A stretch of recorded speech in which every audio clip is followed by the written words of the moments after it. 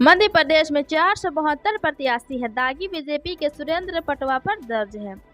मध्य प्रदेश में 17 नवंबर को होने वाले विधानसभा चुनाव से पहले association for democratic reform (ADR) ने चुनाव से जुड़ी अहम जानकारी दी है। एडीआर की रिपोर्ट के मुताबिक मध्य प्रदेश विधानसभा चुनाव 2023 में कुल 2534 उम्मीदवारों में से 472 उम्मीदवारों पर आपराधिक मामले दर्ज हैं। एडीआर डेटा के अनुसार जिन उम्मीदवारों ने नामांकन पत्र के दौरान दिए गए एफिडेविट में खुद ही अपने खिलाफ दर्ज आपराधिक मामलों को जिक्र किया है। नीतीश कुमार, पत्रकारों ने पूछा, सर नाराज क्यों है? जवाब में बिना कुछ कहे ही झुककर करने लगे प्रणाम। बिहार के मुख्यमंत्री नीतीश कुमार विधानसभा में महिलाओं को लेकर दिए गए अपने विवादित बयान को लेकर सुर्खियों में बने हुए हैं। आलम यह है कि अब उन्होंने मीडिया से किनारा करना भी शुरू कर लिया है। मीडिया के माइकों के सामने करने वाले नीतीश कुमार ने जब रिपोर्टर से पूछा कि आप आजकल हम लोगों से नाराज क्यों चल रहे हैं, इसका जवाब देने के बजाय नीतीश दोनों हाथ जोड़कर झुक गए। इसका वीडियो भी सामने आया है। महेंद्र सिंह धोनी बांट रहे हैं पैसा, बोला और बच्चे को उठाकर ले गया। रांची में किडनैपिंग।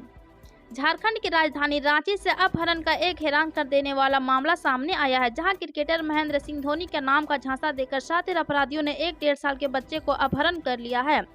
मामला सामने आने के बाद पुलिस भी हैरान रह गई है। बच्चे की मां की शिकायत पर पुलिस मामले की जांच में जुट गई है। सीसीटीवी फुटेज खंगाले जा रहे हैं। मामले को लेकर पुलिस का कहना है कि जल्द ही अपराधी उनकी गिरफ्तार में होंगे।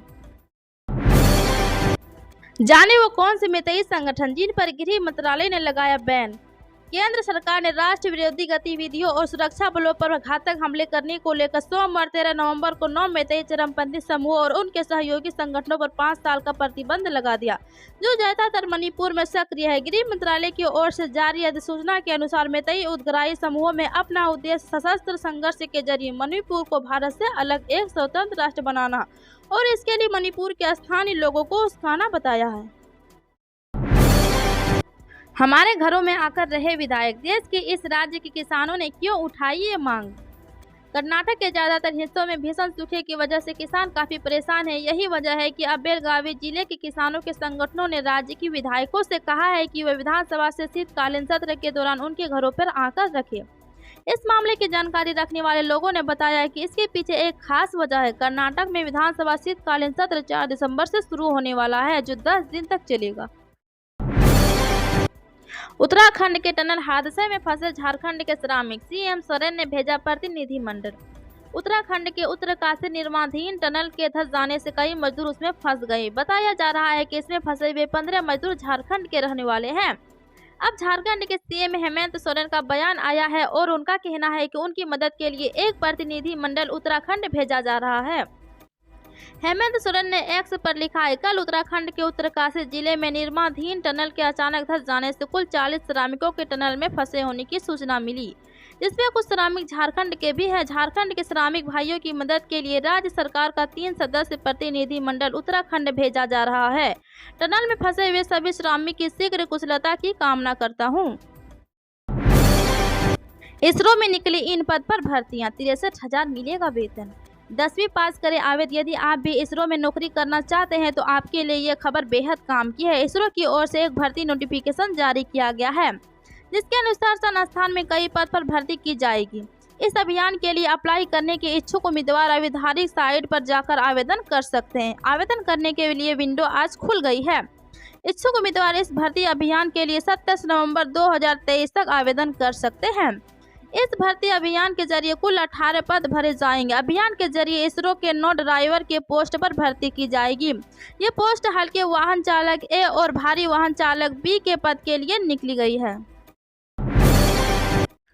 असम के सीएम आज भिलाई में भरेंगे हुंकार। सभा को संबोधित कर बीजेपी उम्मीदवारों को वोट देने की करेंगे अपील।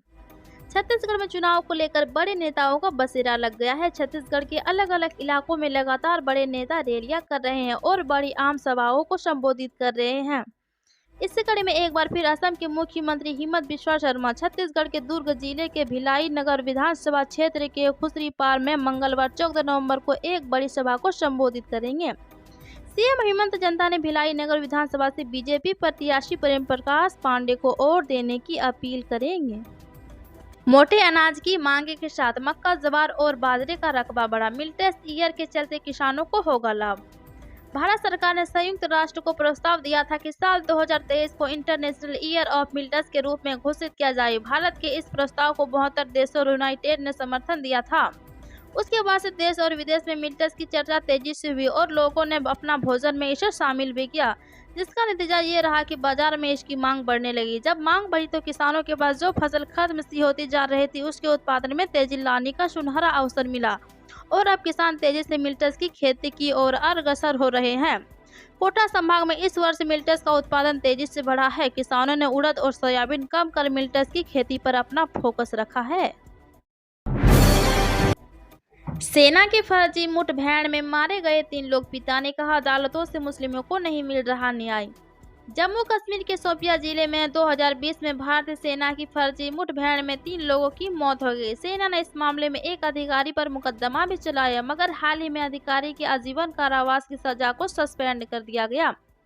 इस बीच फर्जी मुठभेड़ में मारे गए शख्स अबरार अहमद के 65 वर्षीय पिता मोहम्मद यूसुफ चौहान ने कहा कि देश में मुसलमानों को अदालतों से कोई न्याय नहीं मिल सकता है। टेलीग्राफ की रिपोर्टर के मुताबिक यूसुफ चौहान को जब पता चला कि आर्म्ड फोर्स ट्रिब्यूनल की प्रिंसिपल बेंच के कैप्टन भूपेंद्र सिंह को लेकर कोर्ट मार्शल की कार्रवाई पर सवाल उठाते हुए आजीवन कारावास की सजा को सस्पेंड कर दिया है।